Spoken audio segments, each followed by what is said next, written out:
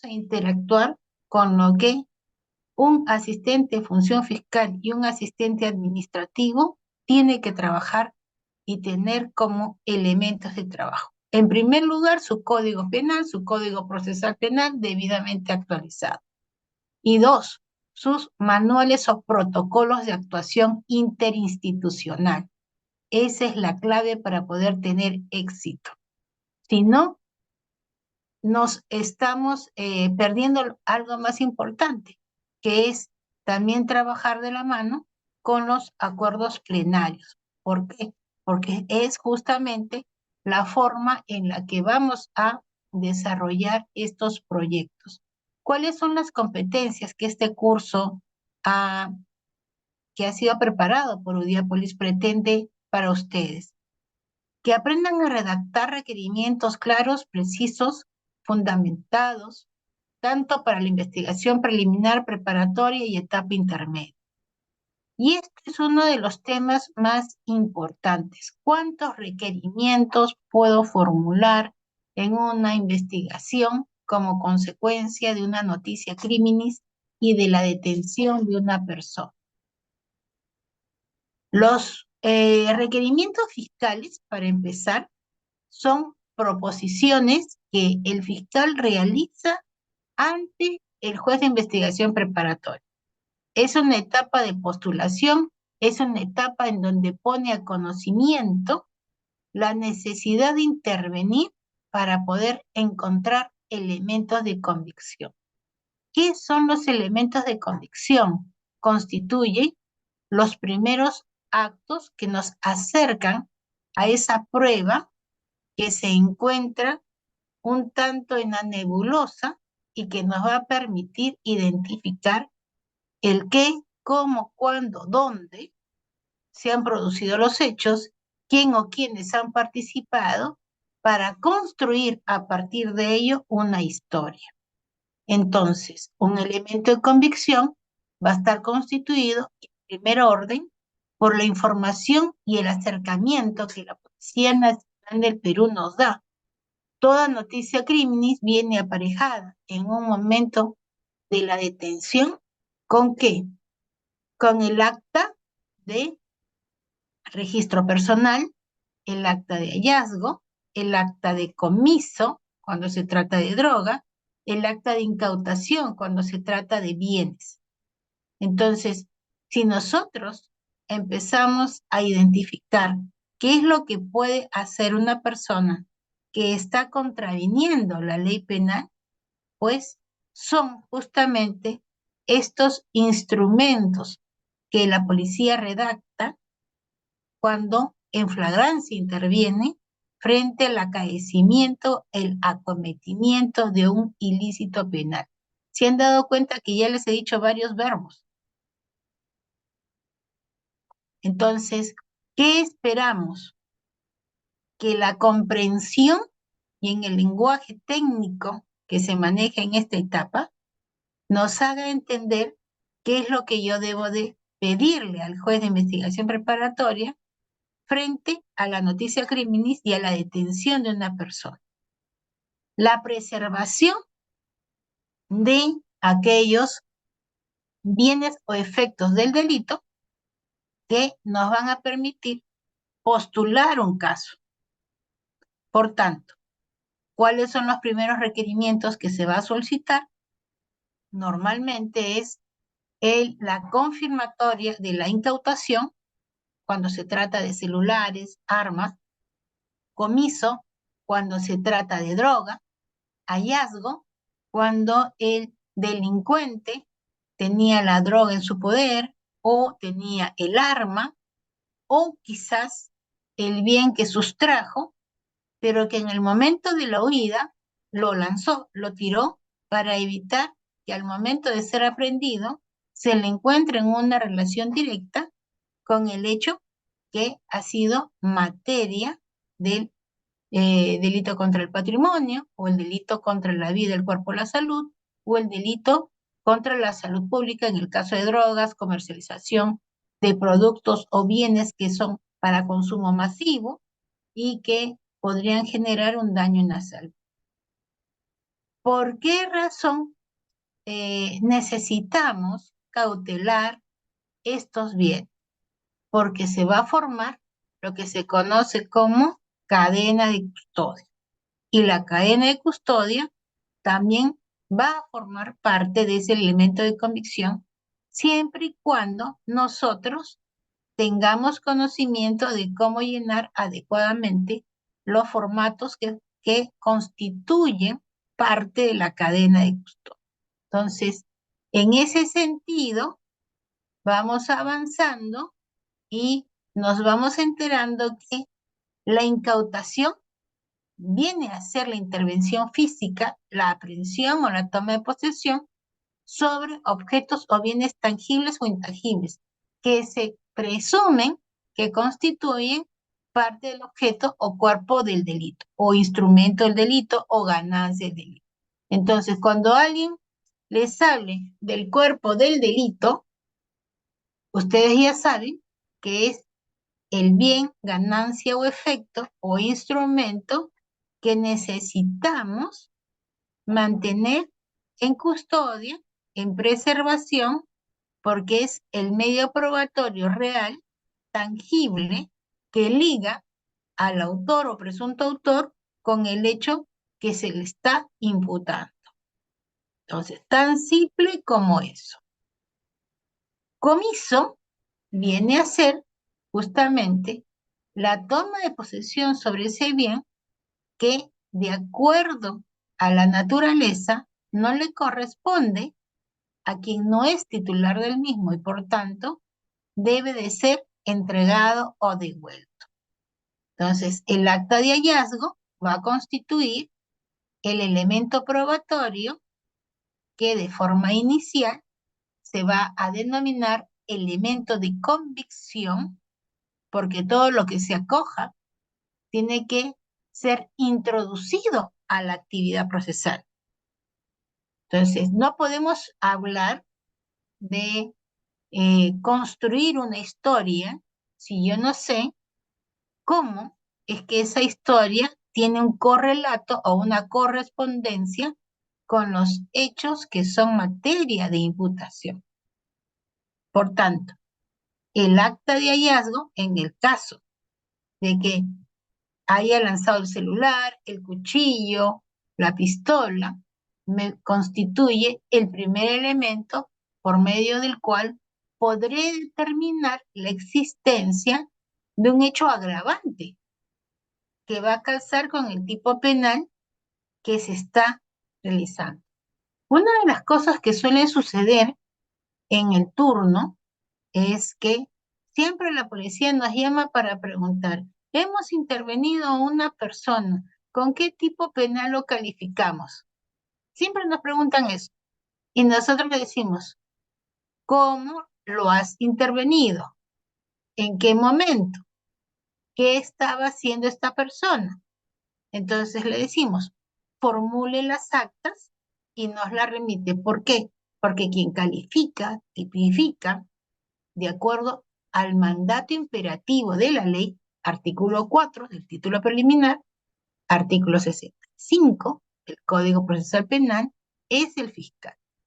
Entonces, el fiscal cuando toma conocimiento de ese crimen va a determinar si ese hecho constituye o no falta, delito o es una detención arbitraria que vaya a constituir un abuso de ese derecho del poder coercitivo que tiene la Policía Nacional.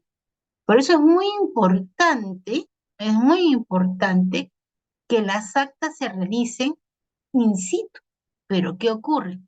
La mayor parte de la Policía Nacional las actas las realiza en la dependencia policial, puesto que señalan que su vida corre peligro, ya sea porque la familia ha ido detrás de ellos al momento de enterarse que este malhechor, delincuente o ciudadano que ha transgredido la norma penal ha sido detenido.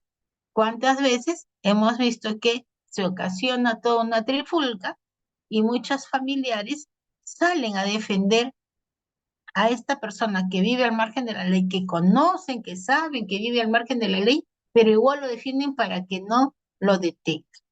¿Y cuál es el sentido? Porque ya tiene varias historias en su haber, varias detenciones, o quizás ha estado ya recluido en un establecimiento penal, y lo que en el argot criollo se denomina, tiene varios anticuchos. Y como tiene bastante historia y prontuario, que es lo que se denomina, ¿no? Tiene prontuario o es habitual, el temor es que al momento de ser detenido puede ser susceptible de un mandato de prisión preventiva. Entonces, por eso es importante que las actas que formule la Policía Nacional, y ojo, ahora estamos hablando de facultades mucho más amplias que tiene la Policía Nacional. Y no se trata que el Ministerio Público las va a convalidar, porque se pueden objetar. Si no te convence, simple y llanamente esa detención es arbitraria, y copias certificadas en inspectoría a la fiscalía de turno, y ese efectivo policial que ha hecho un abuso excesivo de las facultades que le da su ley de constitución de la Policía Nacional, que es justamente las facultades de intervenir frente a un hecho a partir del artículo 68 del Código Penal. Ustedes ven esas facultades. Entonces, ahí es donde nosotros tenemos que. Entonces, existen protocolos interinstitucionales que todo abogado, estudiante de derecho, todo aquel que quiere trabajar en el Ministerio Público o desde el lado de la defensa necesita evaluar. ¿Por qué? Porque los protocolos interinstitucionales se concretan en función a los trabajos o a las mesas de acción que lo realiza tanto la Policía Nacional del Perú, Ministerio Público, Defensoría del Pueblo, Ministerio de Justicia, Poder Judicial. Entonces, estos protocolos interinstitucionales nos permiten trabajar. Voy a dejar de compartir para poder presentar justamente esto y ustedes sepan de lo que estamos hablando. Los protocolos de actuación interinstitucional se dieron en el año 2014 y se modificaron en el año 2018. Están aquí en el Ministerio de Justicia. Ustedes también van a acceder a ellos en el aula virtual, al igual que PPT y otros materiales que ya he puesto a disposición de Udiápolis, y tiene como finalidad justamente dar la oportunidad de que todos los actos que se realicen en el ejercicio funcional tengan un sentido.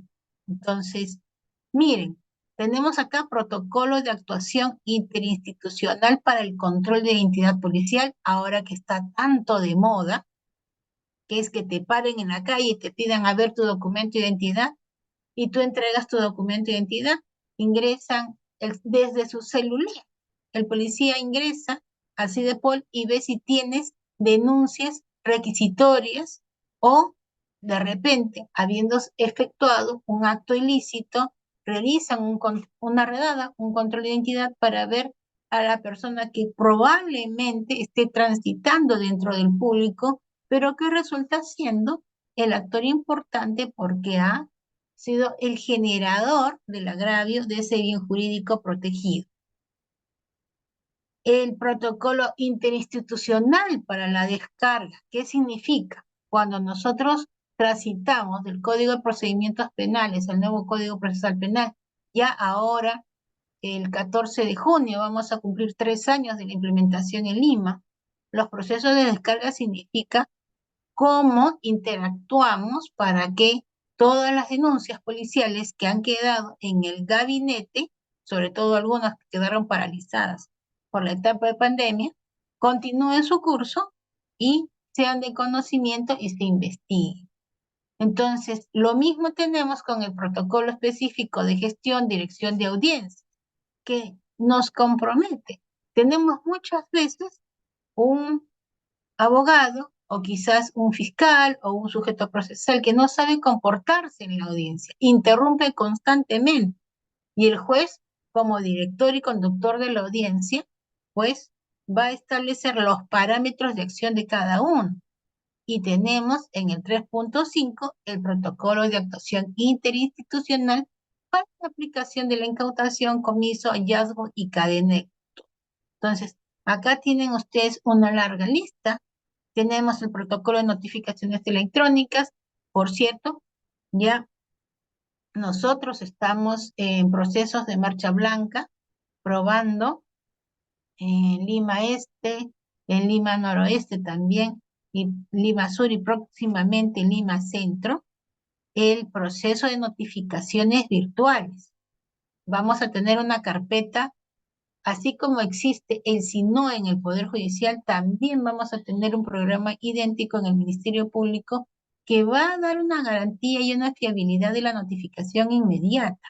Entonces, eso también implica un protocolo, el protocolo de inspección, de reconstrucción, y también acá tenemos el del proceso inmediato reformado, y también tenemos los demás específicos propios a la investigación de la escena de crimen que necesitamos conocer para poder actuar y realizar un trabajo con conciencia.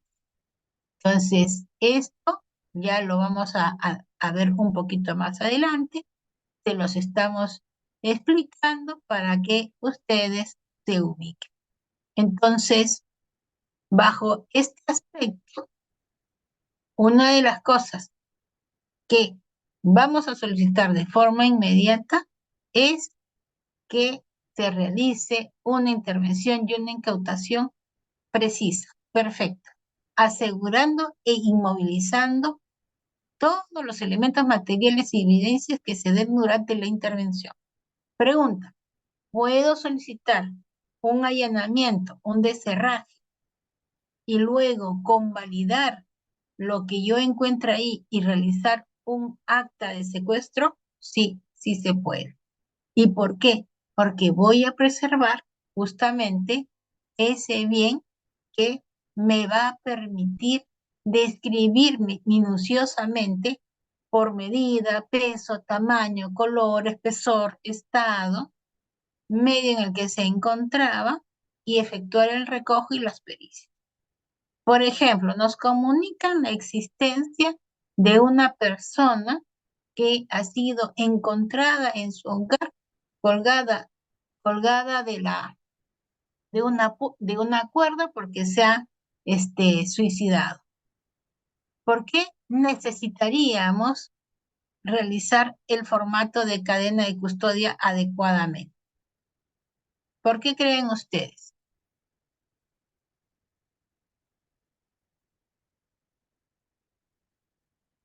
Muy simple, porque necesitamos saber si esa persona se colocó en ese estado y se autolesionó hasta llegar a la muerte, o en su defecto, esa persona fue cegada su vida en otro lugar y han colocado su cuerpo colgado de una cuerda para dar la impresión de que se ha autoeliminado y con eso ocultar el verdadero hecho que generó el deceso de esta persona. Entonces, por eso es importante el recojo de evidencias. En el caso de una persona fallecida, el recojo de evidencias se dará con el acta de levantamiento de cadáver. Entonces, para poder hacer el primer acto de intervención fiscal, tengo que hacer una disposición de apertura o inicio de investigación. Es algo muy importante, porque si no, ¿cómo le decimos a nuestro colaborador estratégico en la investigación, a la policía, cuáles son esos actos urgentes e inaplazables que se requieren para realizar la investigación? Mucho se habla de actos urgentes e inaplazables, pero ¿cuáles son? ¿Son los que se me ocurren? ¿Son aquellos que se encuentran en un manual? ¿O son aquellos que corresponden al tipo penal y al bien jurídico tutelado? definitivamente será lo segundo. ¿Por qué? Porque si yo no tengo razones de urgencia y no atiendo a la necesidad de solicitarle al juez permiso para ingresar a una casa, que es el allanamiento, solicitarle al juez la convalidación de ese allanamiento. ¿Cuántas veces nosotros dentro del año hemos visto que han ingresado a los domicilios, le han roto la puerta a las personas, se ha producido lo que es el descerraje, ¿cierto? ¿Por qué? Porque primero se toca la puerta y le dices, ¿puedo pasar? Tienes una orden judicial. ¿Qué dice la persona? Un momentito, no soy la persona indicada y luego ingresa a su casa. El común denominador de las personas tendemos a pensar que nuestra casa es el sitio más seguro. Y como es el sitio más seguro, es el sitio en donde vamos a esconder todos los bienes que son ilícitos. Entonces, los tenemos desde el ordenador, la computadora. Mucha gente pensará, ay, ¿por qué se están llevando la computadora? La computadora, ¿qué tiene que ver con el robo? Porque a veces cuando en la computadora se pueden encontrar, ¿qué cosa? Los chats, las conversaciones, quizás un plano que ha sido modificado y se ha comunicado. Entonces, esa información vital que se da en la comunicación, también los tenemos en los teléfonos. Entonces, no es que nos llevamos las cosas porque se nos antoja, sino porque existe una razón de ser a través de la cual podamos nosotros demostrar la existencia y la veracidad de las afirmaciones que puedan llevar a una tesis incriminatoria. Entonces, esta primera etapa vamos a recoger todo lo que se pueda considerar como un elemento de convicción que a la luz de la presentación ante el juez de investigación preparatoria lo voy a denominar más adelante medio probatorio, porque así se inicia la actividad probatoria. ¿Se me está entendiendo? ¿Sí? Sí, perfecto. ¿Qué significa requerimiento judicial? ¿Por qué se usa esa palabra?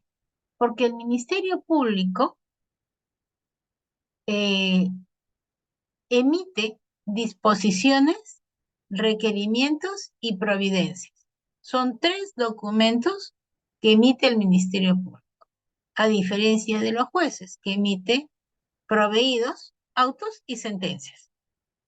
Los proveídos son los decretos de mero trámite, los autos son los que definen una cuestión, un pedido, y la sentencia ya determina la certeza judicial del planteamiento de la hipótesis que el Ministerio Público llevó y que nos va a permitir determinar la responsabilidad o la inocencia de una persona. Entonces, eso hace el Poder Judicial. El Ministerio Público tiene una función requiriente y así ya lo ha establecido el Tribunal Constitucional en múltiples sentencias y por tanto, nosotros, siendo sujetos procesales, que tenemos una condición dual o mixta, porque en esta primera etapa intermedia actuamos tanto en la persecución del delito como en la defensa de los derechos del imputado y del agraviado. Y cuando ya se forma convicción, es ahí en donde esa dualidad o esa condición sui generis de la primera etapa cambia y se fortalece la tesis incriminatoria para efectuar la postulación al juez acerca de la responsabilidad de un ciudadano para que sea sometido a una actividad probatoria. Entonces, ¿por qué el ciudadano tiene que ser sometido a una actividad probatoria? Porque a partir del análisis judicial, que ya es la esencia del juicio oral, es donde se va a poder analizar tanto la prueba de cargo como de descargo para llegar a una sentencia. Entonces, en esta etapa es muy importante que cuando se soliciten medidas, estas medidas tengan esta condición especial de evaluar el grado de afectación del bien jurídico tutelado. Una medida de allanamiento va a tener un grado de afectación sobre la propiedad, sobre los bienes de la persona.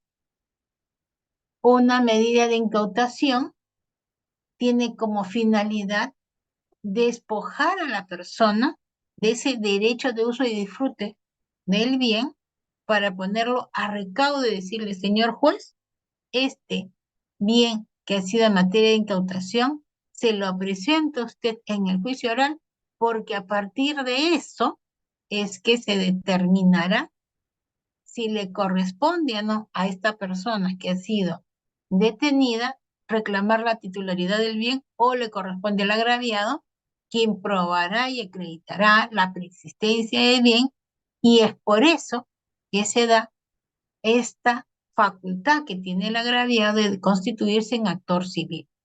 Miren todas estas cositas que forman parte de la teoría general del proceso, pero que necesitamos conocerlo porque si no, no vamos a aprender a elaborar nada.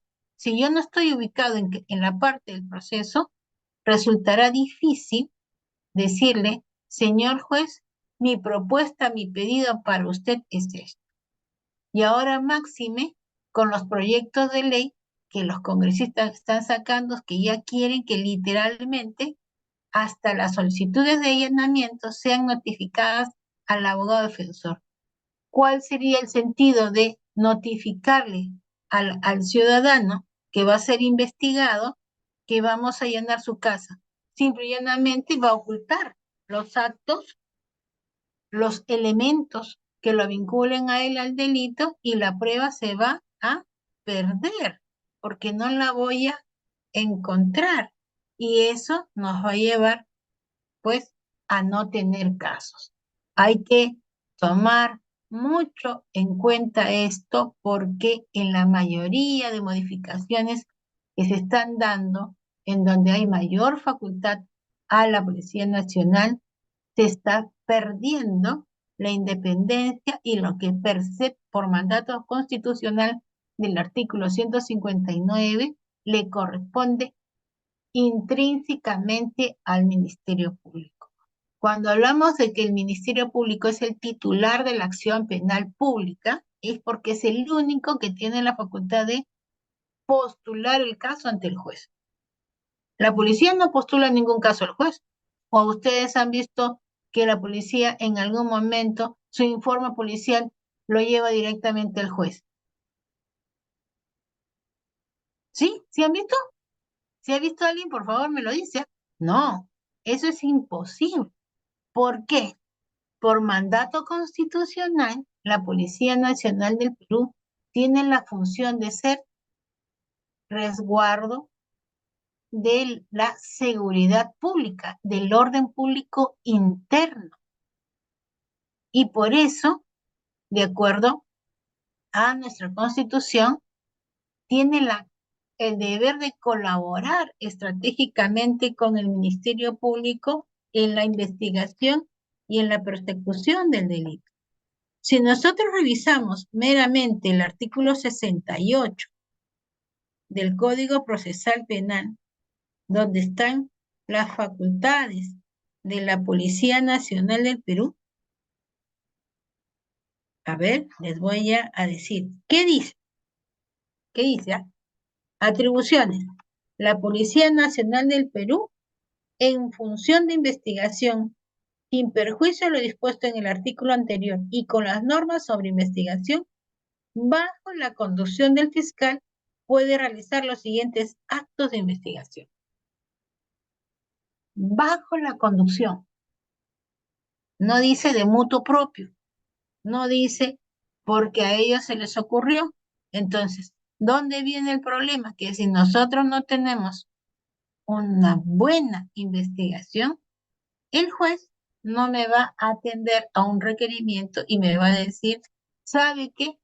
Su proceso inmediato, en donde no debe de haber causa probable en cuestión, sino la ratificación de la responsabilidad del o de la presunto autor o presunta autora, pues en esta vía del proceso de incoación, el proceso inmediato, no le corresponde. Va a tener que irse a la vía del proceso común, formalizar investigaciones preparatorias y que tenga ahí la oportunidad de contradecir los hechos y las pruebas, porque el proceso tiene su propia regla.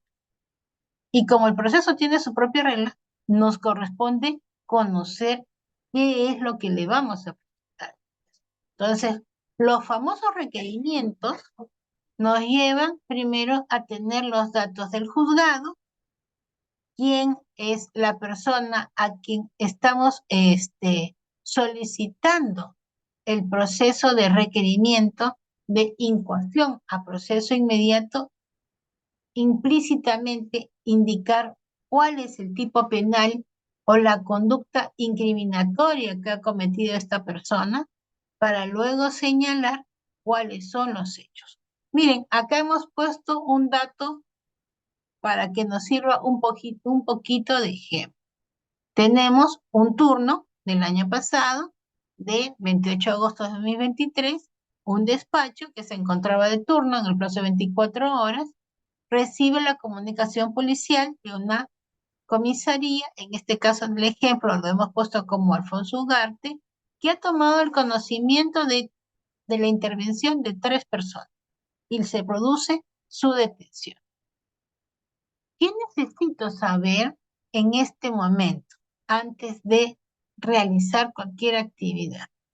Necesito conocer la papeleta de detención. ¿Por qué? Si ha firmado y número 2, la hora y la fecha de la papeleta. Porque a partir de eso se cuenta el plazo.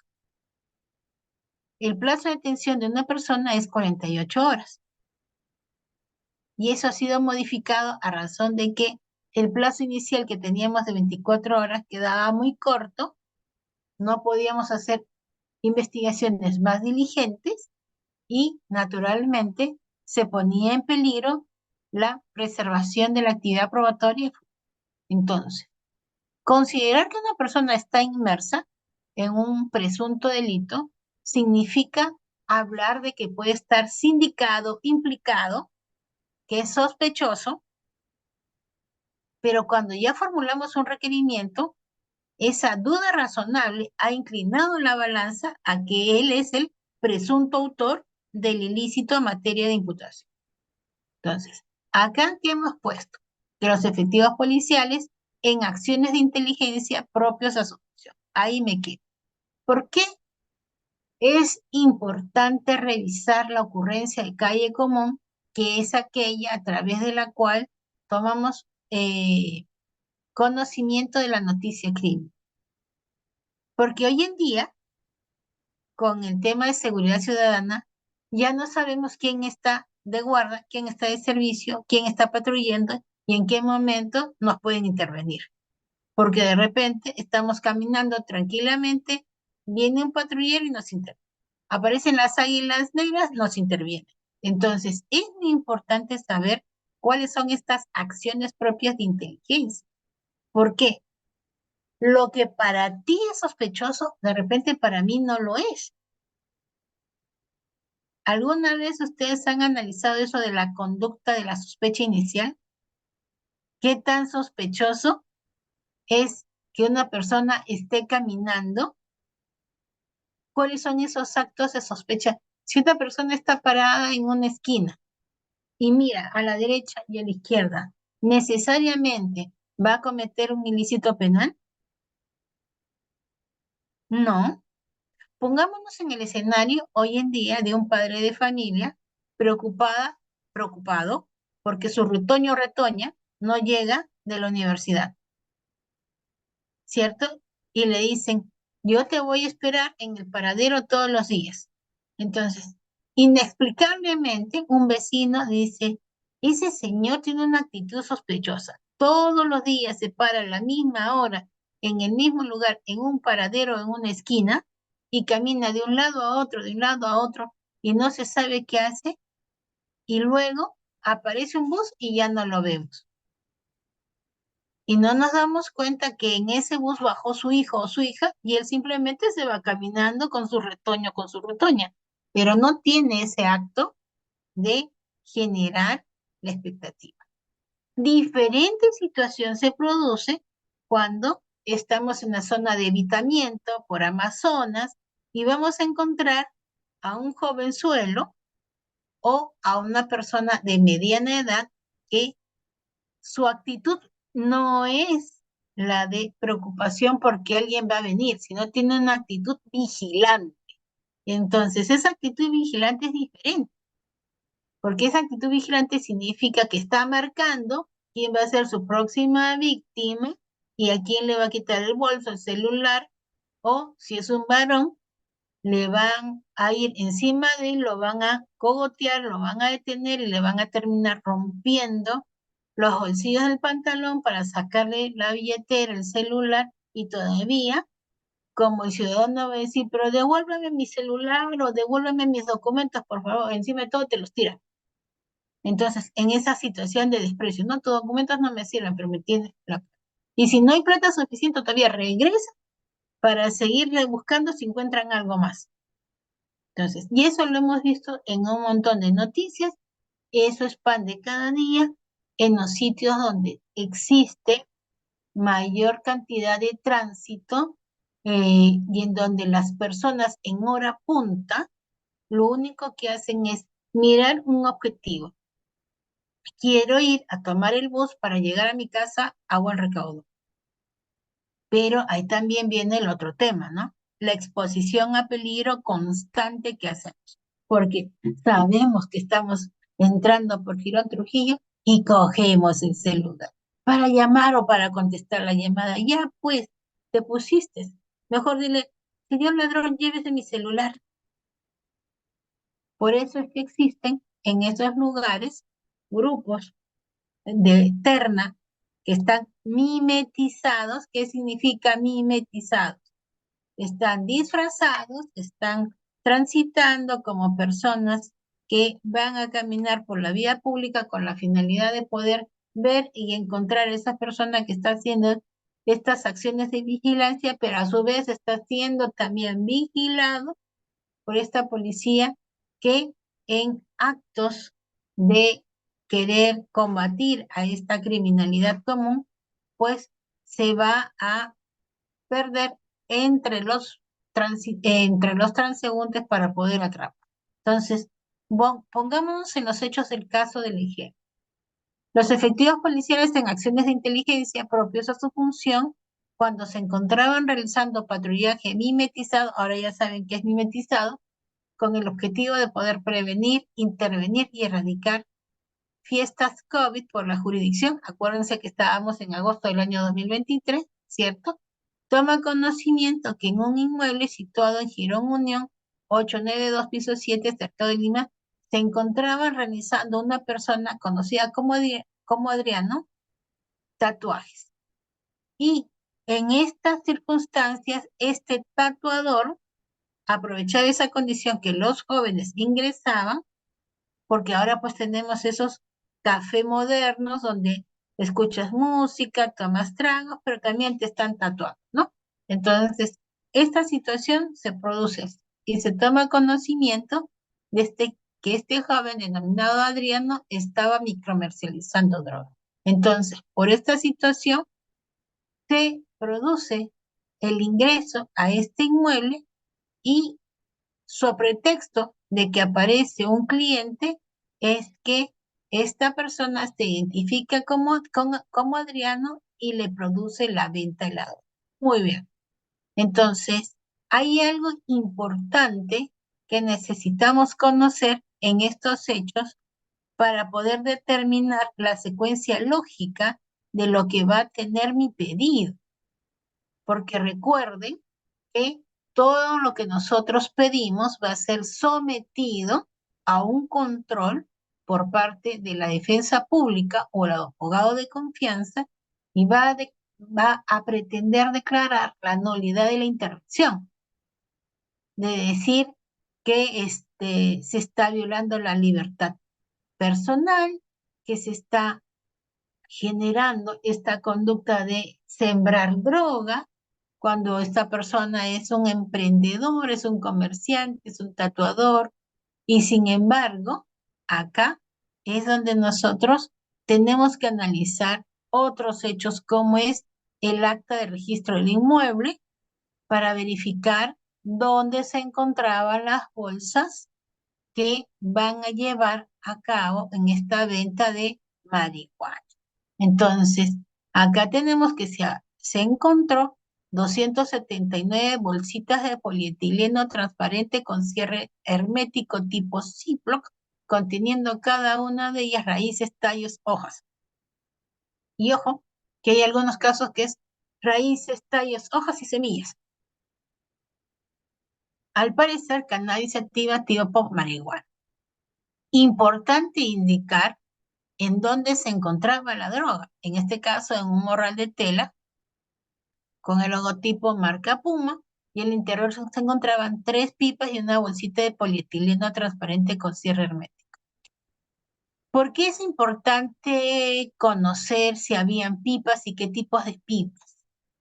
Porque las pipas personales, quizás algunos de ustedes por curiosidad o por experiencia, o por simplemente caminan por el mundo, en cualquier parque, jirón, avenida, van a encontrar a estas personas que parecen hippies, pero están vendiendo las pipas, ¿cierto?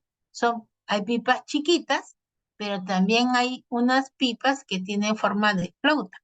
También hay otro tipo de pipas como las que usa este cantante Bad Bunny y que los proporciona en sus videos, que son unas grandes, no sé si habrán visto, y que tienen así como un tubo.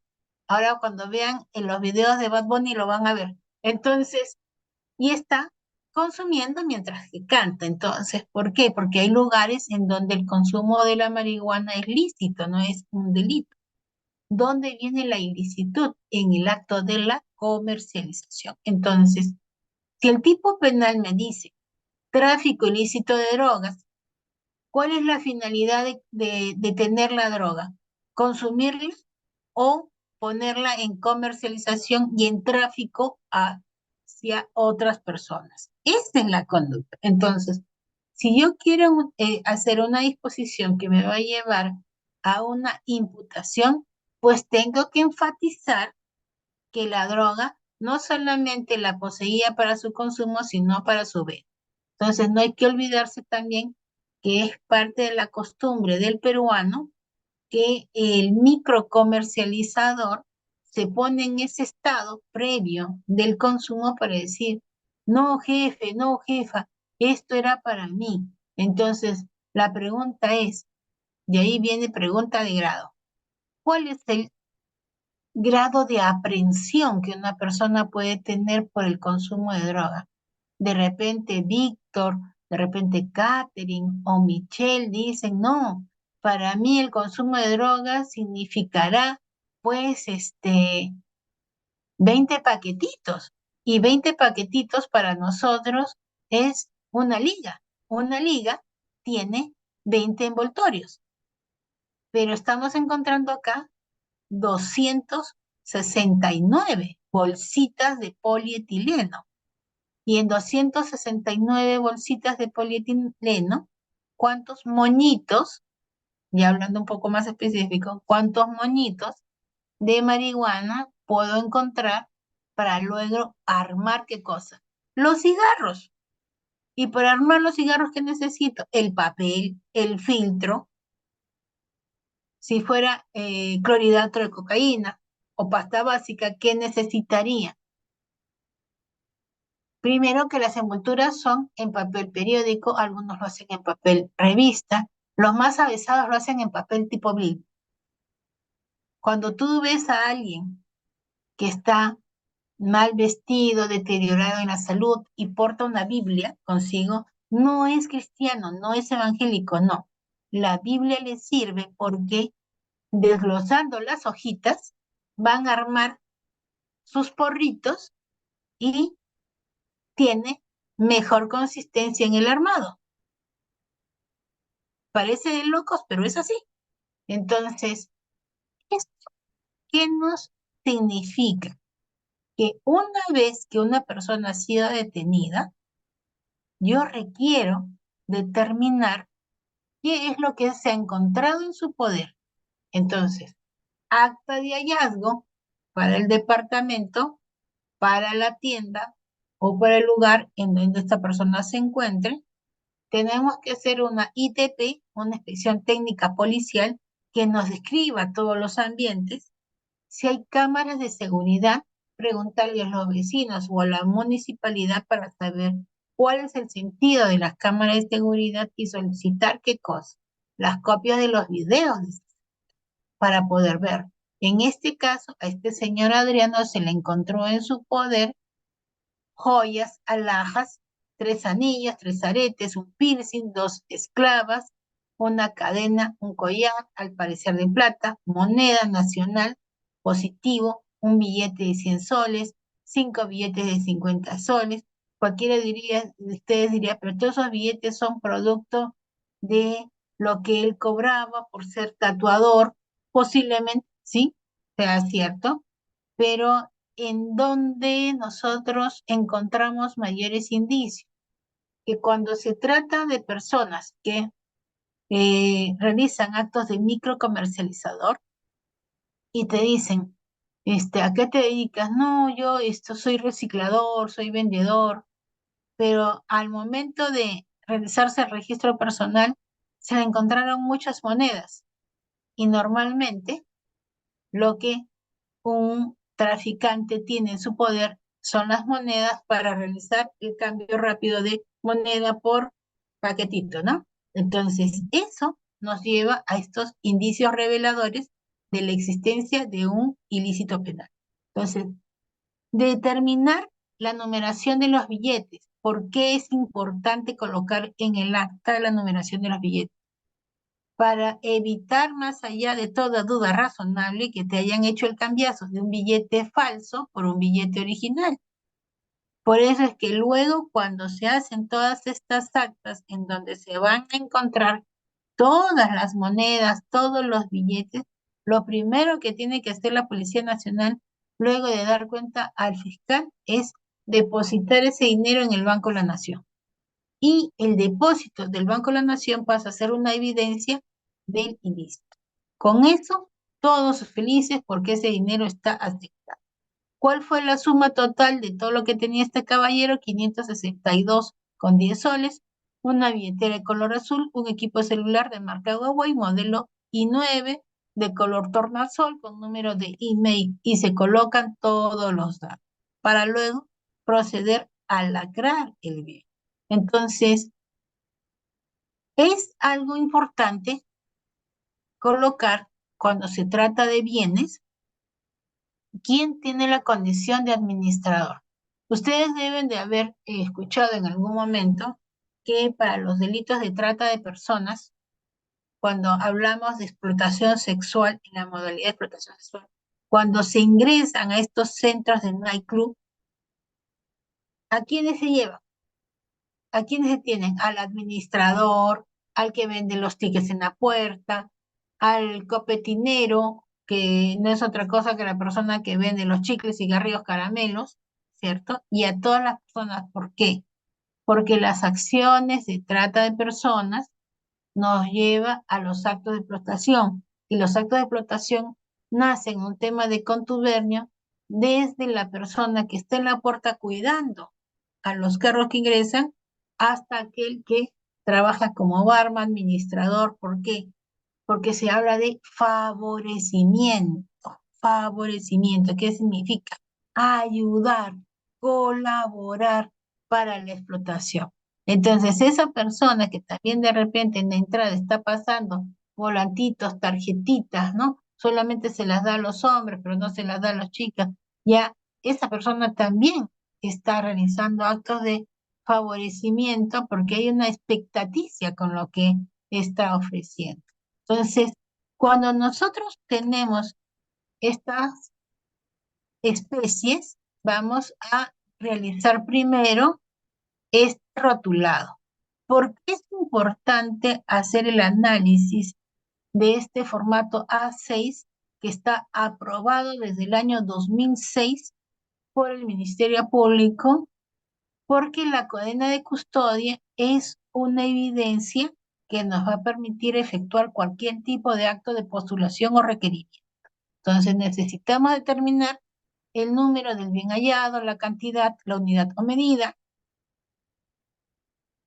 la dependencia policial de aquel efectivo policial que se produjo, trabajó en la intervención, el lugar en donde se produce la recolección y hacia dónde se conduce, la descripción, la condición, el tipo de embalaje y, naturalmente, todos los datos del servidor público que recolecta el bien, la fecha y la hora.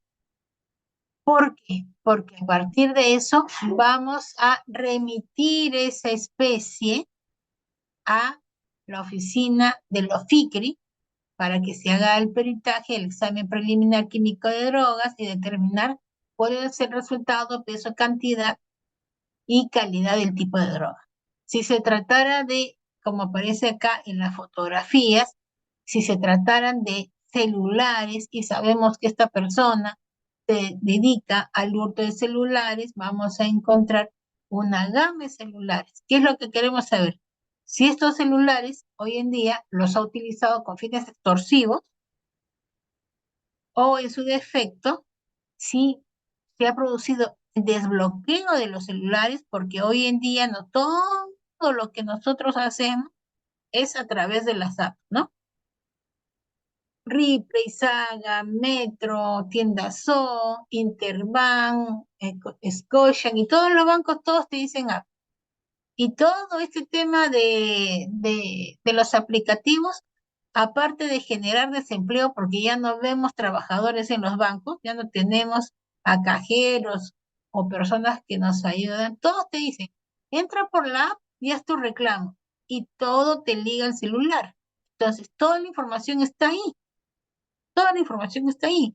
Y cuando hablamos del tema de drogas, sobre todo en gran cantidad, vamos a tener que realizar todo el embolsado, el empaquetado, encintado y pesaje, porque toda esa droga va a tener que ser trasladada a la Dirandro cuando es gran cantidad.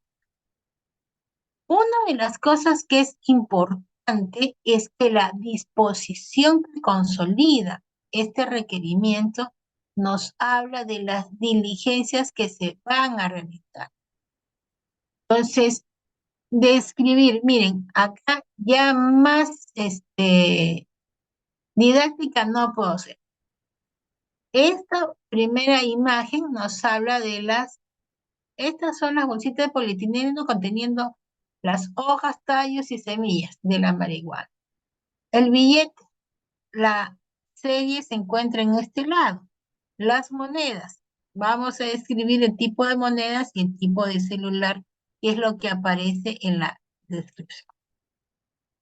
Cuando trasladamos la cadena de custodia al Poder Judicial y lo queremos internar, o cuando la policía lo lleva al Ministerio Público para entregar conjuntamente con el informe policial, tiene que efectuarse el llenado porque si no, no forma parte de la cadena de custodia. Fecha, hora, nombre de quien embaló, nombre de quien trasplanta, perdón, nombre de quien transporta, DNI o carnet de identidad policial, el cargo, la firma correspondiente. Y la continuidad de la cadena. ¿Por qué es importante la continuidad de la cadena? Porque desde que entró el Código Procesal Penal a Lima, ya en estos 3 años, todos los jueces de investigación preparatoria no quieren recibir las especies. Dicen que quede en custodia del Ministerio Público. El Ministerio Público tiene que preservar esa cadena de custodia hasta que lleguemos a la etapa de juicio oral. ¿Dónde viene el problema? Que luego hay que realizar el acta de disposición de conformidad con nuestro propio reglamento de bienes incautados, ya sea para la devolución del bien, 2, para el internamiento y 3, para ordenar la destrucción. Pero ¿qué ocurre? Ahí tenemos un problema. que nuestro reglamento, que es del año 2016 y el que estamos trabajando para modificarlo, nos dice que producida la noticia de crímenes tenemos hasta 3 días para internarlo. Y el juez nos dice, no, tenlo en tu poder. Entonces, supuestamente el tema de reforma nos habla también de almacenes transitorios en las oficinas. Entonces, hay que determinar dentro de la oficina quién va a ser el encargado de tener este almacén transitorio y debidamente custodiado porque la evidencia puede perderse, puede deteriorarse. Una de las cosas que a veces se deteriora en el camino cuando no se sabe sacar y guardar debidamente son los discos. Cuando las personas han solicitado las cámaras de seguridad y las municipalidades nos entregan discos donde están esos videos, si no hemos hecho el acta de transcripción, corremos el riesgo de que ese disco ya no pueda ser leído porque se pierde la forma, porque el peso de toda la documentación que forma parte de la carpeta fiscal lo dobla y cuando está doblado ya el lector no lo lee. Entonces es importante que tengas un área específica con llave, un anaquel, un espacio que te sirva como almacén. Entonces, ven ustedes aquí en la siguiente imagen, hemos colocado un formato. Dice acta de registro de inmovilización, secuestro, imputación o decomiso. Se colocan todos los datos de las personas que se constituyen a la diligencia. Ayer, no, antes de ayer estaba escuchando una audiencia en donde un abogado cuestionaba la presencia de un fiscal porque decía que en el video se vio que el fiscal estaba caminando, pero el fiscal no hizo ningún acta. ¿Pero qué ocurre? Que el Ministerio Público, como unidad jerárquicamente organizada, tiene la facultad de generar grupos de trabajo y de intervención. Y siempre va a haber un fiscal que sea el coordinador de ese equipo cuando trabaja en la coordinación. Y no necesariamente va a participar en las actas, pero sí participa en los actos de gestión y coordinación con la Policía Nacional. Ojo con eso, por favor, no todo lo que se ve es malo, sino cómo hacemos el trabajo correctamente. El desarrollo de la audiencia, de la diligencia, perdón. ¿Qué es lo que hemos encontrado? ¿Con quién nos hemos intervenido? ¿Qué es lo que nos vamos a llevar para que sea luego, perdón, ya me adelanté, para que sea analizado? Por eso les decía, acá se requiere mucho de conocimiento y todavía no hemos redactado nada. Hasta ahorita no hemos redactado nada. Yo estoy explica y explica, pero no hemos redactado nada. Todo está en los documentos que están en las actas y estas actas son las que nosotros vamos a llevar.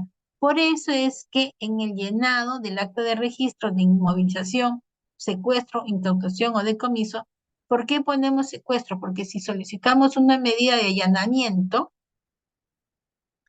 digamos, ingresamos a una casa porque presuntamente en esa casa hay celulares robados, actos de receptación, por decirlo así, ¿no? Celulares robados.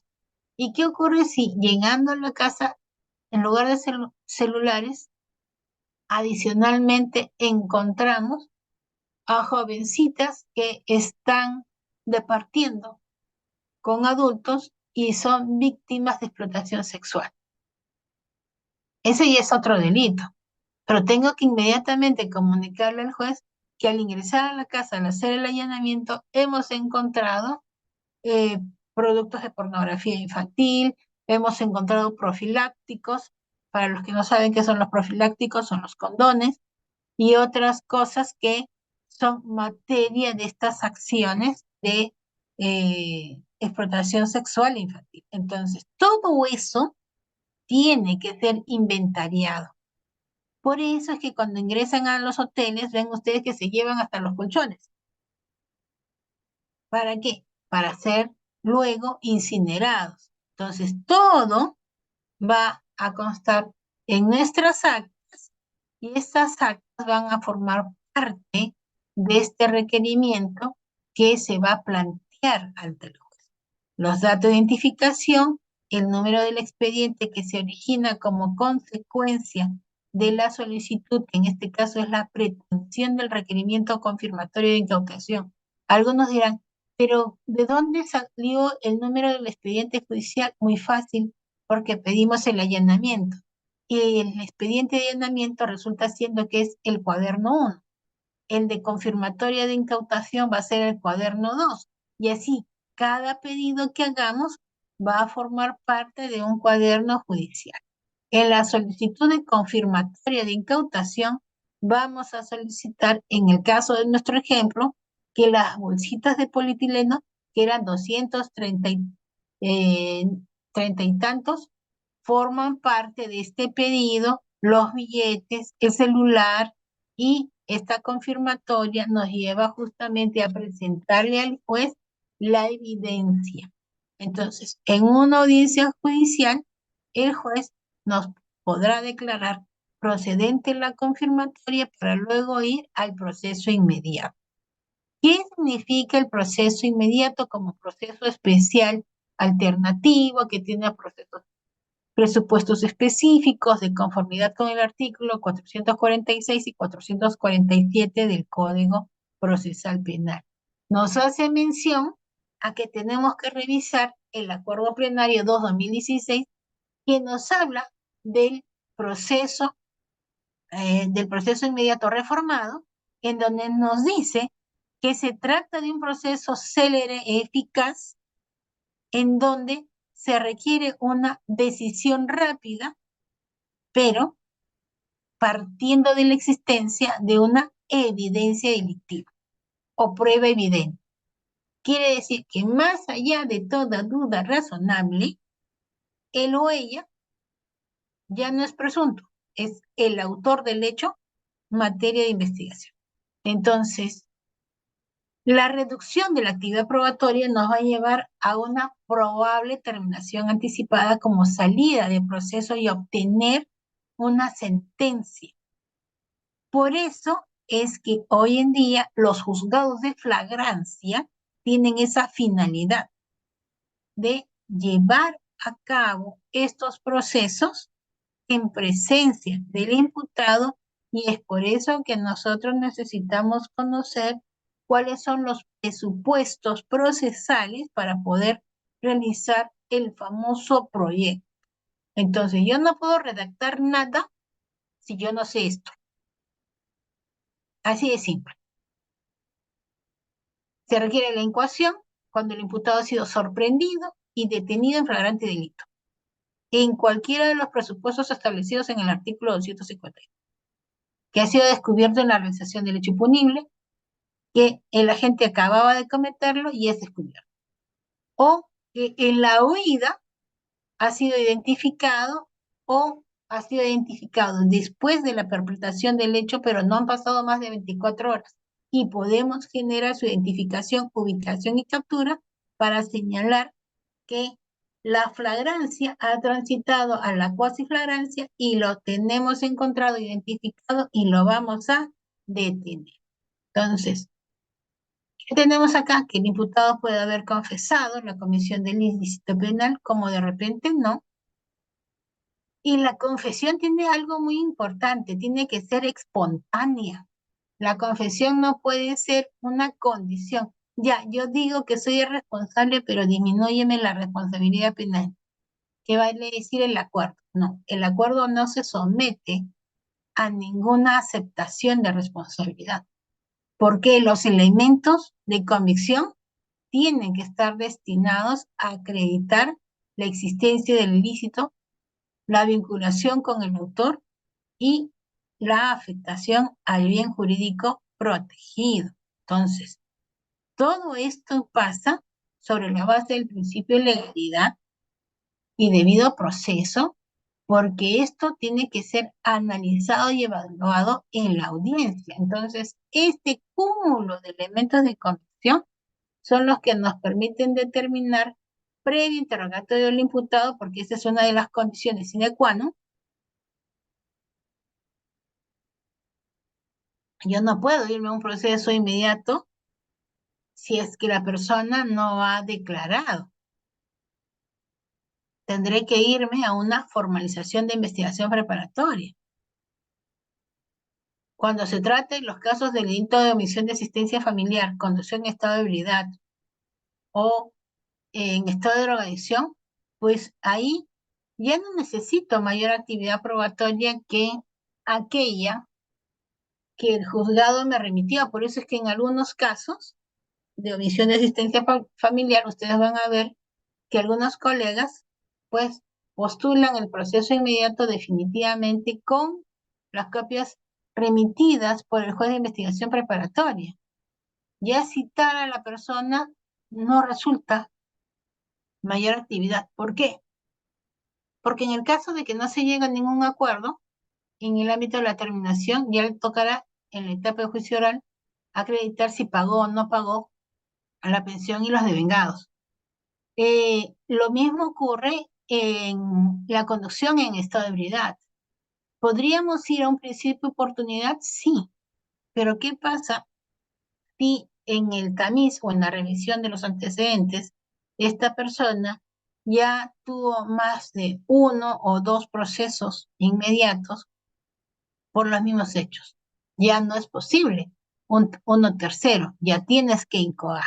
Y en el ámbito de este, la posesión de drogas, más de dos tipos de drogas diferentes, nos dan pues, de conformidad con el artículo 299, tipo base del artículo 298, la posibilidad de incoar proceso.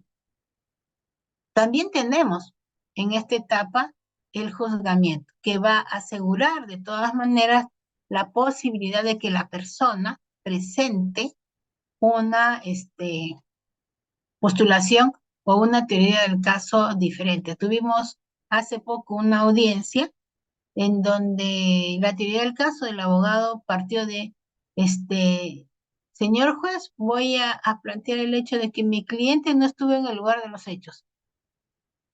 Y cuando la defensa plantea esa, tiene que probar que no estuvo en el lugar de los hechos. Y ahí hay que ver si hay videos de seguridad, si hay testigos, los ámbitos de incriminación, y el juez puede solicitar prueba de oficio y llamar a declarar a los que falten para lograr ese grado de convicción. Entonces, cuando nosotros presentamos un requerimiento, es válido porque nos da este cargo. Esto es importante, por favor, que lo revisen, que lo miren ahorita, porque este es un cargo del turno que nosotros acabamos de pasar para que vean. Poder Judicial, Corte Superior de Justicia, Lima, sede Huancavelica, unidad de flagrancia, hora, fecha, los datos del especialista. Acá no solo en flagrancia, cuerpo de delito, especies, número de copias que van acompañados, depósito judicial para el dinero, si es que el dinero tiene un depósito judicial, si se pagan aranceles, acá no, la presentación y lo que se adjunta, que generalmente es la carpeta en original, porque a diferencia del juzgado de investigación preparatoria que está en la sede de Iquitos, el de fragancia te pide el original de la carpeta y que al mismo tiempo llegue el detenido, conducido por la dependencia policial, para que se proceda a su internamiento en la carceleta.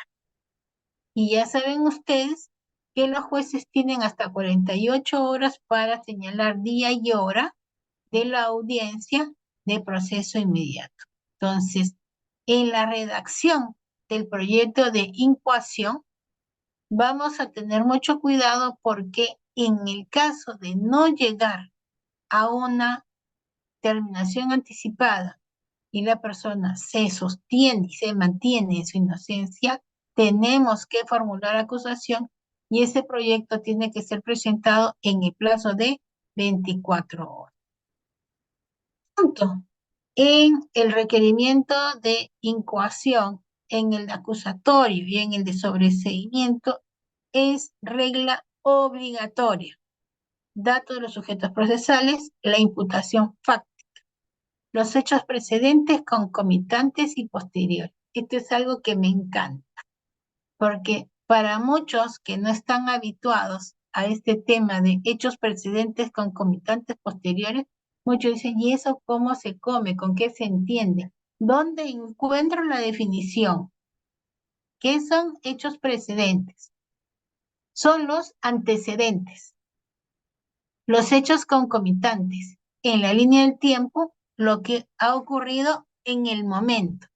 Y los hechos posteriores es el efecto producto de lo acontecido. Por eso es que se habla de la imputación. ¿Qué significa imputación concreta al imputado? De acuerdo al título de imputación, aquello que le vas a atribuir. Dolo o culpa, y basado en elementos de convicción recabados durante la etapa de investigación, que son todas esas evidencias que en esta etapa ya dejan de ser propiamente elementos de convicción, van asegurando esa carga probatoria, ese tamiz, y que nos va a llevar, ya sea en un pedido de acusación o de sobreseimiento en etapa intermedia, a postular una teoría de prueba, una actividad probatoria. El grado de participación significa delimitar los actos que ha realizado las personas.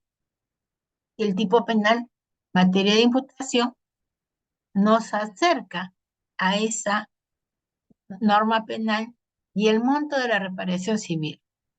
Lo he puesto en color blanco y diferente porque aquí tenemos algo muy importante que nos tiene que aportar el abogado defensor o la parte agraviada. Su intención de constituirse en actor civil hará que la defensa del agraviado plantee el lucro emergente, el daño cesante, que constituyen el monto de la reparación civil o la restitución de el bien jurídico que fue afectado. La relación de los medios de prueba ofrecidos nos pasa por, primero, la prueba documental y en segundo, la prueba testimonial. Ahí me he comido la prueba testimonial, pero no se preocupen, ahí lo voy a corregir. Reader, todavía no lo cuelgues, por favor, tengo que corregir, es prueba documental y prueba testimonial. La medida de coerción solicitada, ahí es algo fundamental, porque vamos a solicitar prisión preventiva, mandato de comparecencia con restricción, o nos iremos por la comparecencia simple. En cualquiera de las modalidades de la medida de coerción que se va a solicitar, tenemos que determinar la probabilidad de fuga, el grado de sospecha, y tercero, la pena probable a solicitar, porque si va a imponer una pena que va a superar los 4 años, ya tenemos que ir viendo cuáles han sido en la primera fase de las diligencias preliminares, si la persona señaló los arraigos, domiciliario, laboral, familiar. Entonces, basta que en el camino haya variado uno de ellos, mi medida de coerción ya no será la de comparecencia simple, que la es menos gravosa. Tendrá que señalarse una de comparecencia con restricción. Y en la comparecencia con restricción tengo que explicar qué es lo que voy a restringir, ese derecho de tránsito del ciudadano, que se presente en sede judicial a dar cuenta de sus actividades cada 30, cada 60 días, que no acuda a lugares de dudosa reputación, que no se comunique ni epistolarmente con la víctima, no sé, lo que ustedes necesiten para asegurar la investigación, eso lo van a solicitar.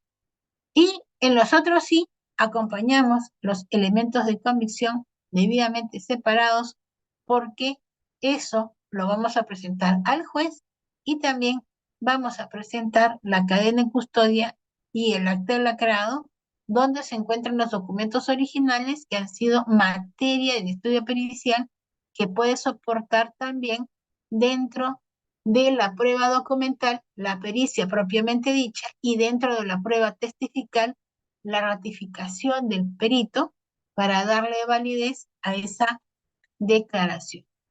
Entonces, ¿Cuáles son los momentos que voy a tener para hacer mi disposición? Ya sea de, esto rige para todo, para la disposición de formalización y continuación de investigación preparatoria, para un requerimiento de proceso inmediato, para un requerimiento de acusación o para un requerimiento de sobreseimiento. Que nosotros definamos la historia, el orden cronológico, ya sea de los hechos que contamos la historia o por orden temático. Analizar los elementos de convicción nos va a llevar a ajustar ese acervo probatorio tanto de la defensa como del Ministerio Público. La concurrencia de uno o más concursos de delitos, o uno o más tipos penales o tipos penales alternativos. El título de imputación, de conformidad con el artículo 23, es el autor, es el coautor, qué grado de participación ha tenido. Y el orden de los medios probatorios que voy a ofrecer. Primero son todos los documentos, luego son todas las testimonios. La prognosis de pena nos va a llevar a hacer un cálculo mental de qué es lo que yo voy a poner. En el requerimiento de incoación a proceso inmediato, solamente señalaremos el tipo penal. En el requerimiento acusatorio, nuestro ejercicio mental va a ser un poco más fuerte. Vamos a hablar de los tercios, de la pena por tercios. Tercio inferior, intermedio y superior, para determinar cuál es la pena que le corresponde a esta persona. La medida de coerción, si se sostiene o no en el tiempo. Vale decir, si en la disposición de formalización e investigación preparatoria solicitamos comparecencia simple y en el camino hemos solicitado una comprobación domiciliaria y esta persona ya no vive en el domicilio que se... Le hemos notificado al abogado, el abogado nos devuelve la cédula de notificación y nos dice, ya no soy más su patrocinado. ¿Cuál sería la lógica? Ir pensando que va a entorpecer la acción de la justicia. Entonces, ahí tienes que pedir un cambio, una medida de comparecencia con restricción o en su defecto puedes llegar a solicitar hasta una declaración de ausencia. Si luego de haber estado en la etapa inicial de la detención fue liberado porque se amplió las investigaciones y luego no sabes qué es de esta persona, pues vamos pensando en lo que este ciudadano ha realizado. Entonces, ahora vamos a hacer un desarrollo práctico para que sobre la base de un modelo puedan ustedes visualizar cómo es que se realiza estos proyectos. Hasta aquí, ¿todo claro? Reader, ¿tengo tiempo o y ya estoy al límite? Todavía tiene tiempo, doctora. Las estoy tratando de correr, ¿ah? Muy bien. Vamos a nuestro desarrollo práctico. Un ratito, por favor.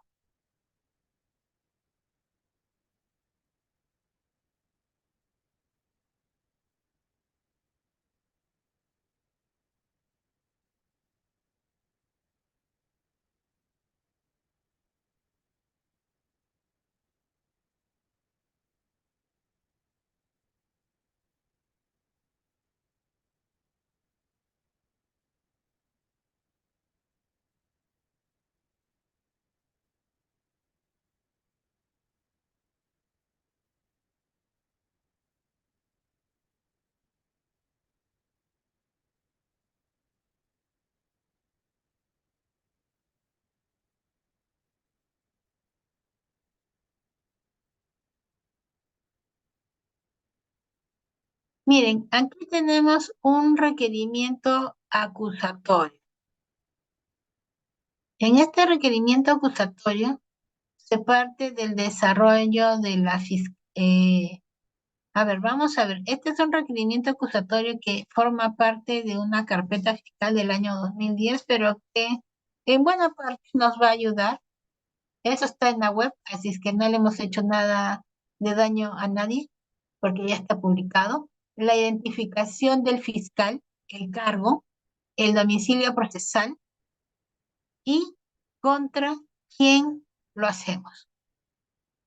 Contra varias personas, es David Gregorio Chico Araucano, Edgar Duarte Blas Guapán, Carlos Colonia Cabero como instigador por delito contra el patrimonio, hurto agravado, contra Iván Justino López Garcilaso, Carlos Colina Cabero, instigador, por el delito de sustracción de bien propio contra David Gregorio Chico Araucano, Edgar Duarte Blas Guamán e Iván Justino López Garcilaso, por el delito de sustracción de objeto requisado y contra Carlos Colonia Cabero, por el delito de sustracción de objeto requisado en agravio de la Municipalidad Provincial del Guaraní.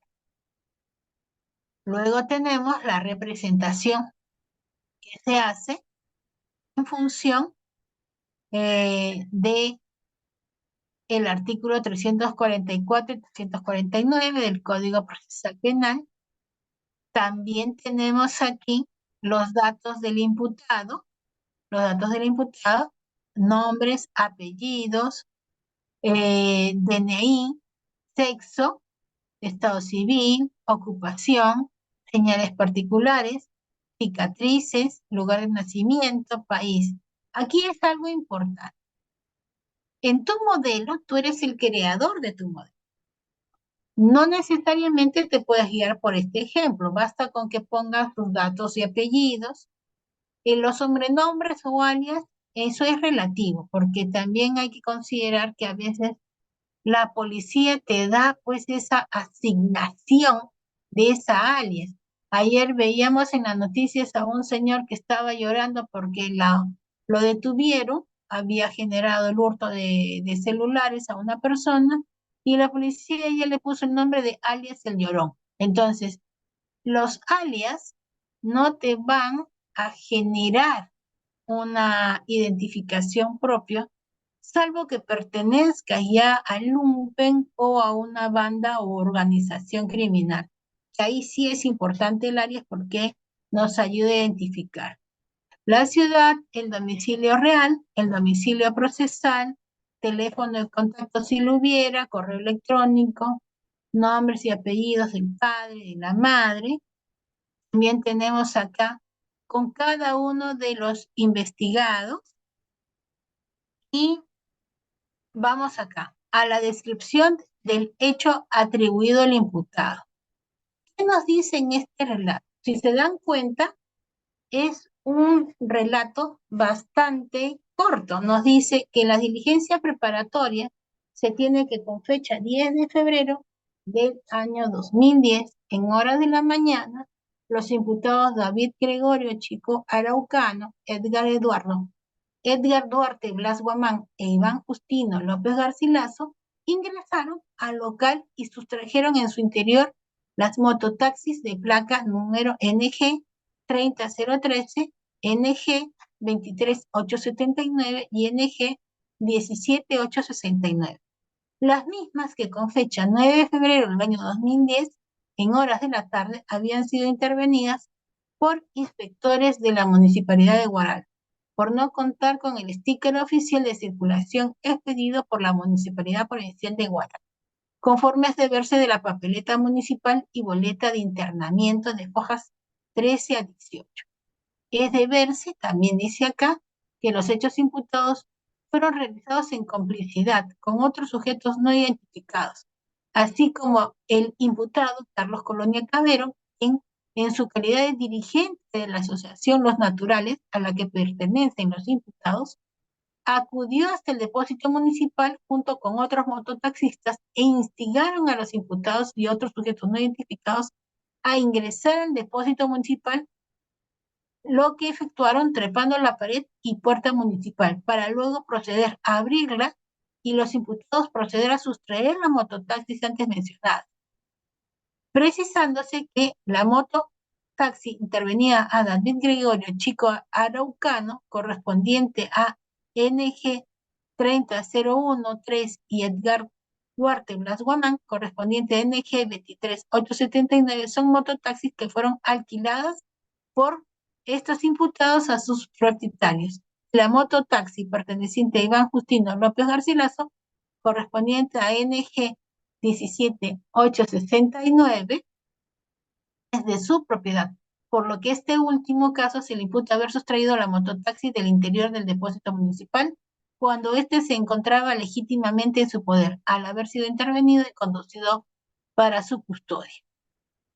Bien, hasta acá, ¿ustedes entienden los hechos? ¿Se entiende de lo que se trata? En primer lugar, tenemos acá un tema de varias personas que han sido intervenidas por no contar con con una licencia para poder hacer servicio de mototaxi. Segundo lugar, descripción de circunstancias precedentes, concomitantes y posteriores. Acá nos han puesto circunstancias agravantes, no se encontró circunstancia agravante. Circunstancia atenuante, no se ha presentado ninguna circunstancia atenuante. Y de arranque nos lleva a los elementos de convicción por imputado.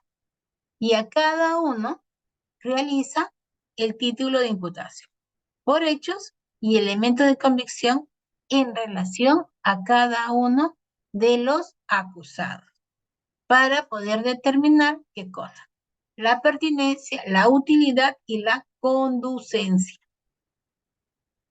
Hasta ahí está fácil, ¿verdad? Porque lo único que vamos a hacer es transcribir y separar lo que hizo cada uno por la información obtenida de la investigación preparatoria.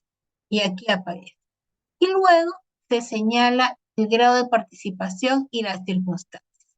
Autor directo, delito consumado. Pero recuerdan ustedes que en la parte inicial no nos dijo que se trataba de una autoría directa. Solamente en dos personas, entre paréntesis, decía instigador. Instigador.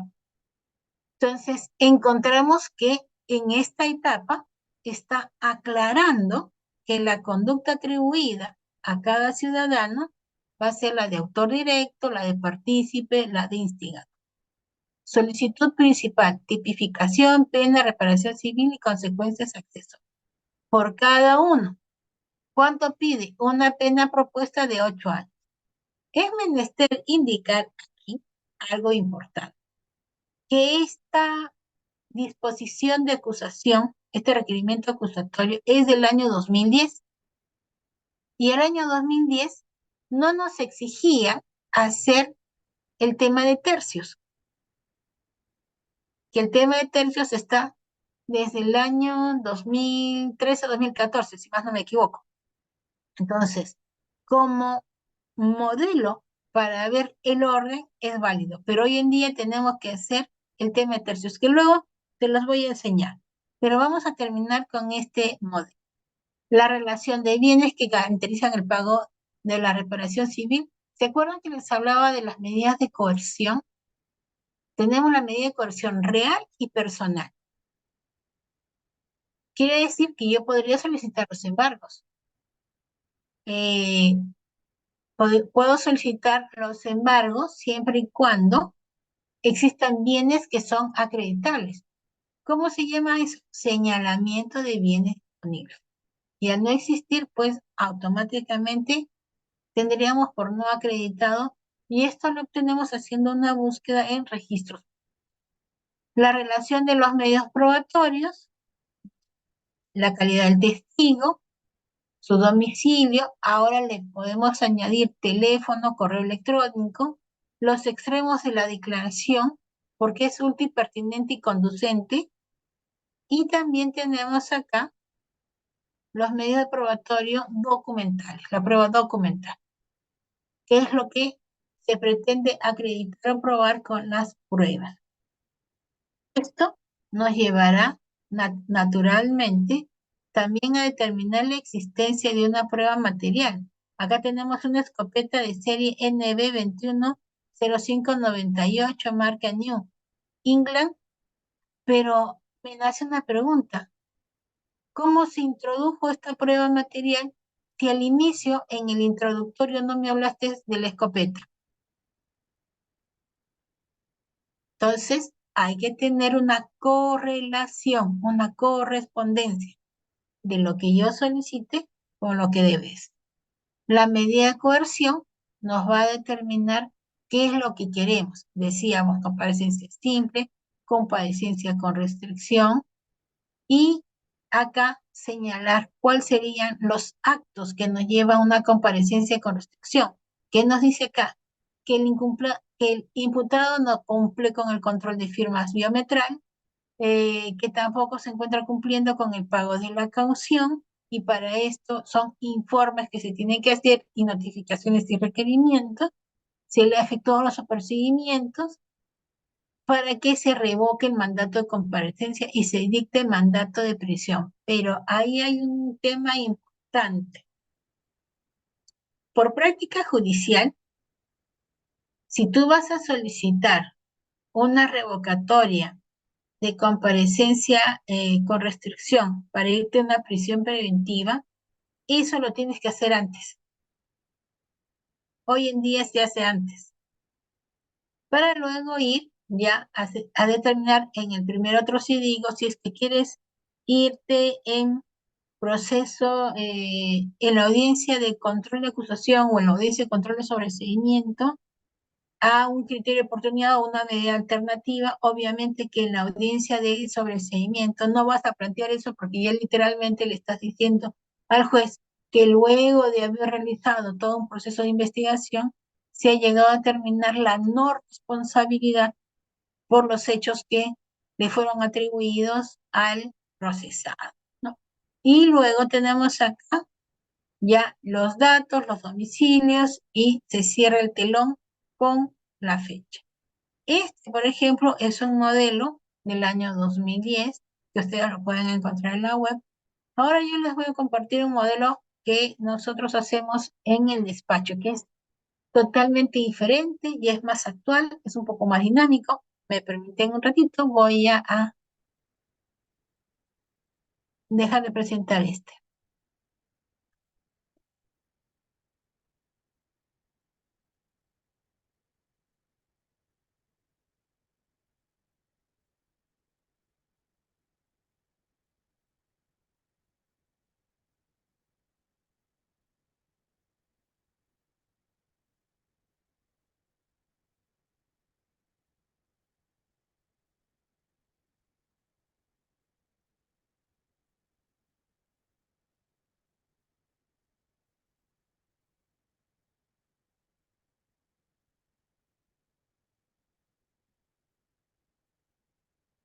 Hoy en día la tecnología nos ha llevado a la firma digital, así es que ya no firmamos con sello, sino firma digital. Enunciamos el requerimiento, los datos del fiscal, el por qué estamos pidiendo el requerimiento. En este caso son dos tipos de delitos: fe pública en la modalidad de falsedad genérica y conducción en estado de ebriedad. Como ustedes ven, es un poco más dinámico el tema. Ponemos los datos del ciudadano, sus domicilios, correos electrónicos de la parte agraviada. Hay dos agraviados, el MTC y otro ciudadano, y acá señalamos los supuestos de aplicación del proceso inmediato para luego efectuar la fundamentación de los datos, que es el recorrido de la investigación preliminar y luego el detalle de los hechos, que es lo que señalaba: precedentes, concomitantes y los posteriores. Y no necesito hacer una Biblia para esto, ni un testamento para esto. Tiene que ser en un lenguaje sencillo, claro, espontáneo, pero determinando los hechos que han precedido al momento de la intervención. En este caso tenemos a un señor que conducía en estado de ebriedad, realizaba maniobras temerarias. Esta persona fue intervenida, pero en el momento de la intervención indicó un documento de identidad diferente. Sin embargo, la policía, cuando le hizo la identificación en CIDEPOL, encontró que sí existía el DNI y lo condujo y lo llevó a la dependencia policial. Nos comunican la detención, la persona, y luego tenemos que este ciudadano resultó que no era él, sino su hermano. Entonces, gracias al hermano encontramos la identificación de esta persona y esto es lo que se brinda. Entonces, luego de las circunstancias posteriores, ¿qué es lo que viene? Ya señalarle al juez la imputación clara y concreta por cada tipo penal.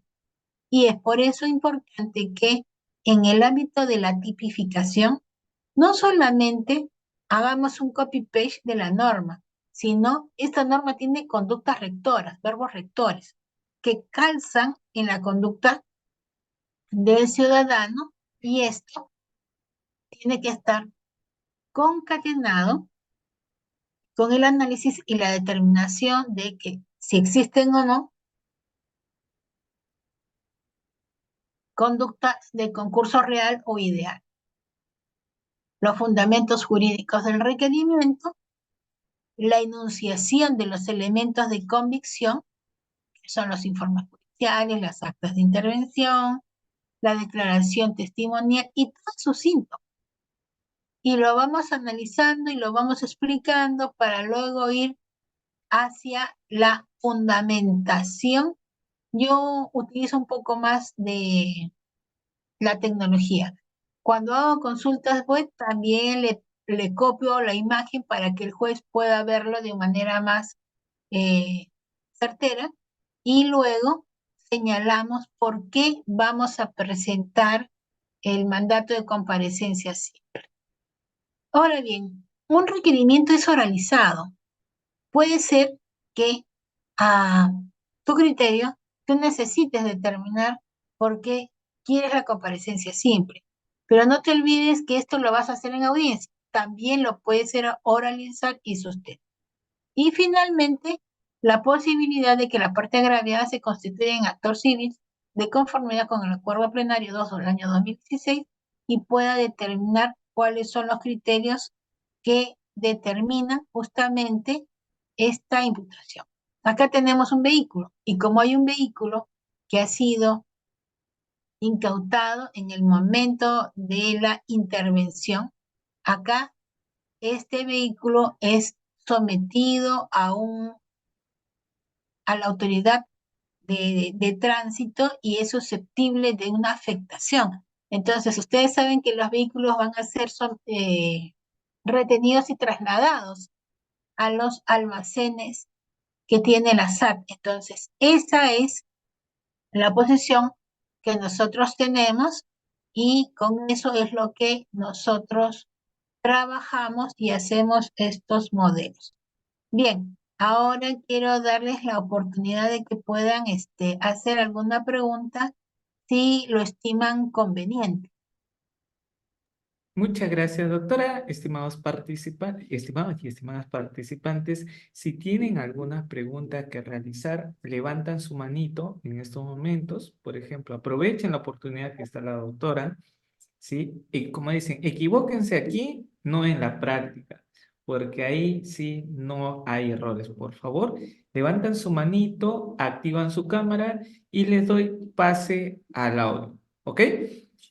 Muy bien, doctora, tenemos algunas preguntas por el chat. No sé si lo leo y usted lo pueda dar una respuesta. Claro que sí, porque yo lo estoy buscando, pero no las encuentro. Perfecto, doctora. Nos dice Bolívar Cando.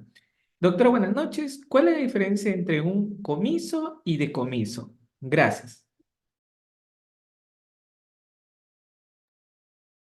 Dentro de las consecuencias accesorias del delito, de conformidad con el artículo 104 del Código Penal 104 y 105, el comiso es para drogas y el decomiso se hace para mercancías y bienes que provienen de temas aduaneros. Es en relación al bien. Siguiente pregunta. Perfecto, doctora. Nos dice Martín López, ¿y qué tan importante es sobre la pregunta que nos dice? Doctora, buenas noches. ¿Puede explicar el sistema de tercios? El sistema de tercios significa que la pena tiene un tipo base, digamos, a ver, vamos a coger una al azar. para que sea más práctico.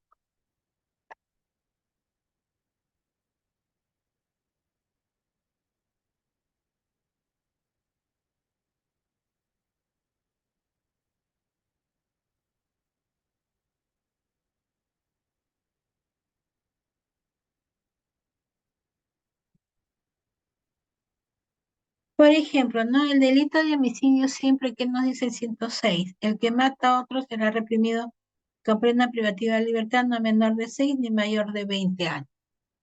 Entonces, el tema de tercios está establecido en el artículo 42 al 45 del Código Penal. Por eso les decía, es muy importante que exista un conocimiento jurídico de las instituciones, porque si no, no se puede trabajar. ¿Qué nos dice el artículo 42? Nos hace referencia, perdón, el 45. Presupuestos para fundamentar y determinar la pena. El juez al momento de fundamentar y determinar la pena tiene en cuenta las características sociales que hubiera sufrido la gente, el abuso a su cargo, la posición económica, la formación, el poder, oficio, profesión o la función que ocupe en la sociedad, su cultura, sus costumbres, los intereses de la víctima, de su familia, de las personas que dependen de ella, la afectación de sus derechos y en especial su condición de vulnerabilidad. Esto es importante porque la determinación judicial de la pena nos exige un grado de participación para la condena y eso está establecido en el artículo 45A y 46, que nos dice la identificación del espacio punitivo de determinación a partir de la pena prevista para el delito y se divide en tres partes. La determinación de la pena concreta aplicable evaluando la concurrencia de las circunstancias, que no existan atenuantes, agravantes, atenuantes privilegiadas, que no existan agravantes cualificadas. Entonces, cuando nos habla de los tercios, decíamos que la pena de homicidio, por ejemplo, va de 6 a 20 y dividamos ese espacio en tercios. Tercio inferior, tercio medio y tercio superior. Entonces, cuando dividimos esos espacios, vamos a considerar también justamente que al momento de revisar los antecedentes, la persona no tenga condenas por otros delitos anteriores, que no se haya producido espacios en donde esta persona haya generado habitualidad, reincidencia, que nos va a dar un agravante en la. Entonces, al dividirnos en tercios, vamos a encontrar la pena exacta que se debe de proponer para cada persona. Pero el tema de tercio es un tema mucho más grande que necesitaríamos toda una sesión para poder explicarla adecuadamente. Muchas gracias, doctora. Tenemos a Melchor. Melchor, adelante, por favor. Gracias por activar tu cámara. Una pregunta. Sí, gracias. Doctora, es muy importante esto de la calificación. ¿Qué ocurriría en un caso hipotético en el que el fiscal, por ejemplo, y generalmente he visto esto que ocurre cuando califican, por ejemplo, conflicto de leyes, de normas o delitos que son varios y cometen una sola falta, delito continuado, ¿no? Al momento de calificar estos delitos, eh, la otra parte está en desacuerdo, dice que no corresponde esa calificación. El fiscal dice que sí y la otra parte, el defensor, dice que no. Cuando ocurren estos conflictos, ¿cómo se soluciona? Y si se soluciona a favor de la otra parte del defensor, ¿qué consecuencias le trae a un fiscal? Esa sería mi pregunta, doctora. Ya. Gracias. En primer lugar, el título de imputación nos permite generar incluso postulaciones alternativas. Yo puedo haber planteado inicialmente una denuncia en donde por decir, sea en forma genérica por el delito contra la fe pública, pero en el camino los hechos me han demostrado que no se trata de una fe pública general, sino una fe pública específica en la modalidad de uso y ya no de simulación o de elaboración del documento público o privado falso. Entonces, hago una disposición, integro y adecuo en función de los hechos que se han señalado. Cuando se habla de delito continuado, significa que el delito no ha culminado, es un delito que mantiene en el camino. Por ejemplo, el hurto sistemático.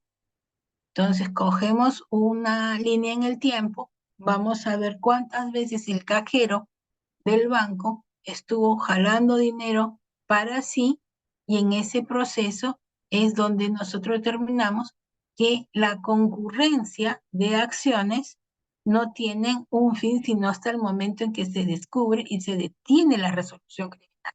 Entonces, eso es un delito continuado.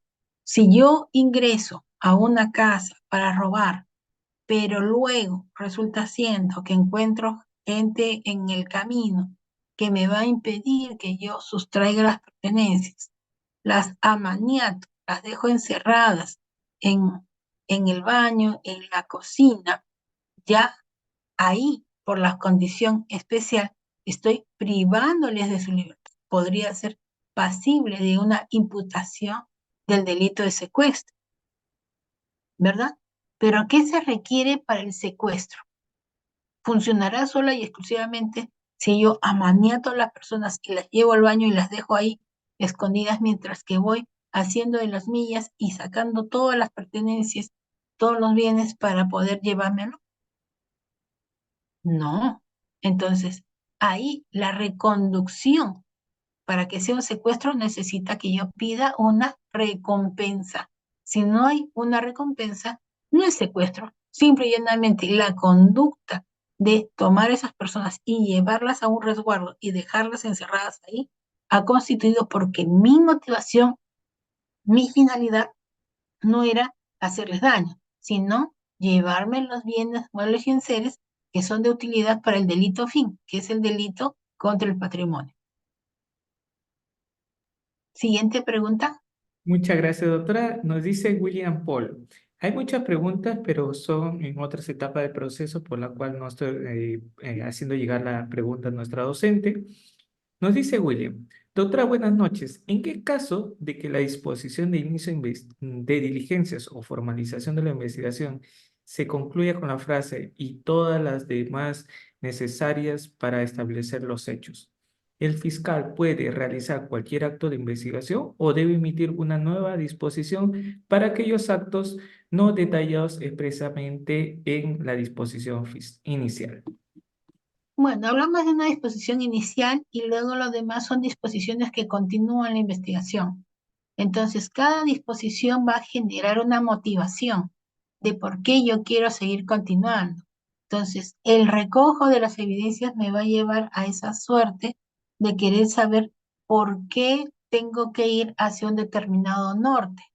Entonces, ahí se va a justificar la necesidad. Bueno, del resultado de la ITP se determinó que las cámaras de seguridad señalan que sí existen videos, ya. Entonces, siguiente diligencia. Vamos a hacer la diligencia de visualización. Citamos a las partes. ¿Para qué? Para que ellos puedan estar presentes y puedan reconocer los hechos en los cuales han sido partícipes, ¿cierto? Pero ¿qué pasa si cito y no llegan las partes? ¿Podré visualizar esos videos? ¿Tengo esa potestad? Sí, puedo visualizarlos, pero ¿cómo podré saber como investigador si las personas que aparecen ahí son a las que se están incriminando? Entonces, necesito la presencia del agraviado para visualizar con él y ver quiénes son las personas. Si el abogado defensor está presente, ya ellos nos ayudan y relevan la presencia porque están atendiendo a los intereses de la víctima o del imputado. Entonces se puede hacer la visualización, porque el código señala pues específicamente que los abogados cumplen esa finalidad. Última pregunta, porque Muchas ya gracias. estamos. Sí, doctora. A ver, tenemos... aquí tenemos una pregunta. Nos dice Edier García. Doctora, buenas noches. Si el fiscal en el momento de peticionar una prisión preventiva no demuestra que existen elementos certeros de la comisión del delito, ¿tendrá alguna relevancia legal para la fiscal? No, no, no, ahí estamos mal. Una prisión preventiva me requiere supuestos normativos, una sospecha reveladora fuerte, razón por la cual no podemos decir que no hay una relevancia legal. De acuerdo al acuerdo, el acuerdo plenario 1 del año 2019 ya ha establecido los criterios para la prisión preventiva. Entonces, también tenemos ahí el acuerdo plenario de Moquegua. Entonces, no, ninguna persona se va a arriesgar a una prisión preventiva si no tiene una sospecha reveladora fuerte que nos atribuya la responsabilidad de la persona.